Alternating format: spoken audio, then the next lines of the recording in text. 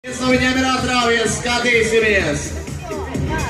Cerēsim, protams, uz Latvijas braucēju uzvaru, bet jebkurā gadījumā jūtīsim līdz arī jebkuram, kurš šīs cīnīs uzvaru. Said I'm ready to party, yeah. Grab your coat, get your keys, 'cause whatever you're drinking, it's on me, it's on me. Otrā Baltijas mašīna Doļļana braucējiem 80 km pusveikti un cīņa par uzvaru tūlīt arī atrisināsies.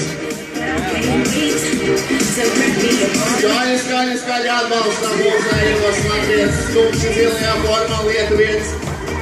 Vēlākajā un aiziet divi braucēji. Viens no viņiem rietumu Delfīna komanda Latvijas braucējs.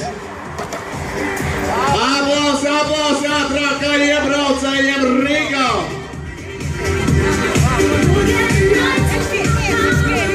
Aiziet!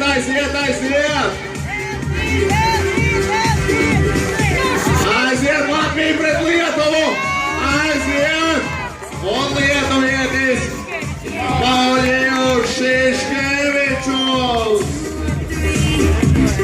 Un otrajā vietā Deins Kaļepējs, Rietumu Delfīna komanda.